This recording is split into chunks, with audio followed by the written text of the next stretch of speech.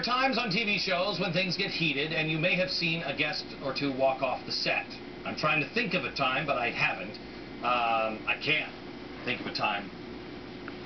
And you'd think somebody would walk off with me, and it hasn't happened to me. But today, two hosts walked off their set. Why? Well, Joy Behar and Whoopi Goldberg of The View, I mean, who would have thunk it? They're so pulled together, both of them. They were running away from our very own Bill O'Reilly. The anchor of the O'Reilly Factor is with us now, Mr. Bill O'Reilly, the author of Pinheads and Patriots. Bill, before I get to you, I want to get your reaction from what happened today. Here it is. 70%. But why is that? But why aren't we saying inappropriate? Muslims do this on 9/11. Muslims didn't kill us on 9/11? Is that what you're saying? Excuse me, extremists. What religion were they in? What religion was they in? Mr. McVey was an extremist. I'm telling you, 70% of the country.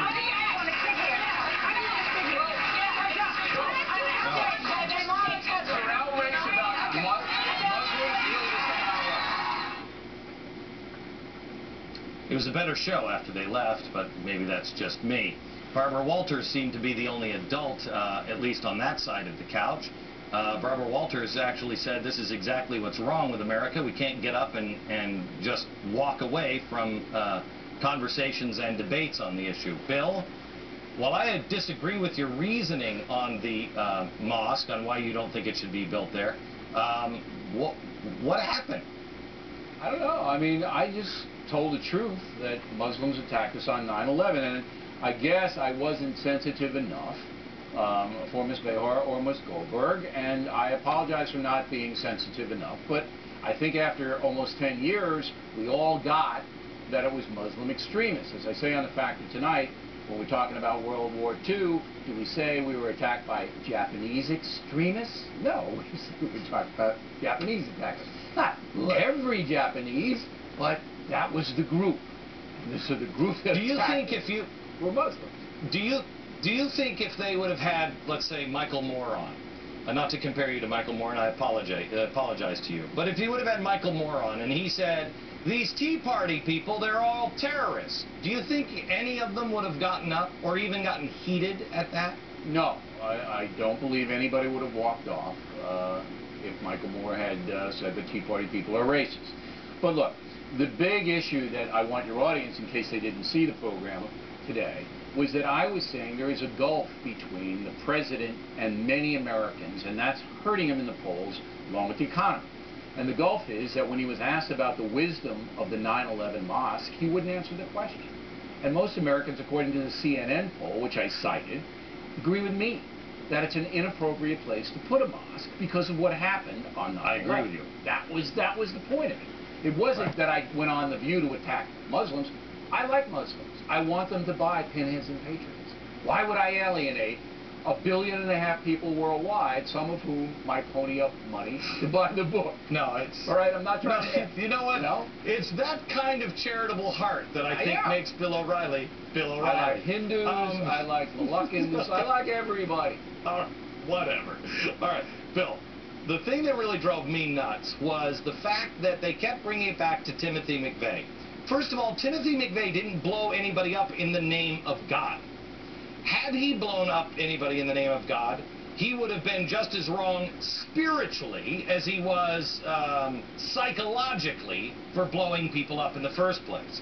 But they always try to equate extremist Muslims with Christians. I'm not calling them extremist Christians, and maybe you know better than I, but I don't believe that Timothy McVey was an extremist Christian. I mean, it's not even, I don't remember it's not even a valid argument point, because McVey and his little crew doesn't represent anything. They're just crazy guys, killers, murderers, and we put them away and they got what they deserve. The Muslims who attacked us on 9/11 are part of the jihad, which is a movement. And the movement has not been confronted by the so-called moderate Muslims, good Muslims. They haven't confronted the jihad. Some have. It's some have. Very few.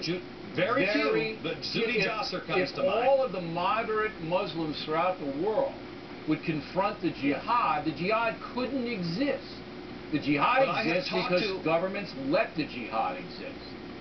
I have talked to moderate Muslims. Zuhdi Jasser is one of them. I believe you know him as well. Yeah, sure. Zuhdi has said to me several times, it is attitudes like what they just gave on The View that hurt the moderate Muslim. I don't think any Muslim was hurt by that exposition, okay? No, wait, listen to me. They're saying that it hurts because people are not saying there is a difference between them. Help the people inside stand up. Make sure that you call a spade a spade. This is wrong. What do you call it? Not jihad, but what do you call the extreme Muslim way of living that they want? Sharia. Right. By not saying Sharia should not be practiced here in the United States under no circumstance, hurts the moderate Muslim. The truth that many liberal Americans don't want to acknowledge is if you look at every opinion poll in the Muslim world, most Muslims don't believe 9/11 was even committed by Al-Qaeda, okay? They have a very low favorability of America, even with Barack Obama in charge. There is a tension between the Muslim world and America, because we're infidels. You heard it on Christiane Amanpour's program on ABC News. She brings a Muslim cleric on from London, and he goes, hey, pretty soon the flag of Islam is going to fly over the White House. Now, are we just supposed to ignore all this? There is tension between the Muslim world and America. And I'm going to tell the truth, and that is the truth. Okay. Bill O'Reilly, truth teller, and also best-selling author, Pinheads and Patriots. Thanks, Beck. Thank you, Bill. We'll talk to you again. You watch the whole... I mean, it's amazing. You will learn so much about the left and their willingness to have a conversation and tolerate other people's opinions. You'll see it all tonight on the O'Reilly Factor. The O'Reilly Factor at 8 o'clock. They tell me it's on at 8. I'm not really sure. I don't.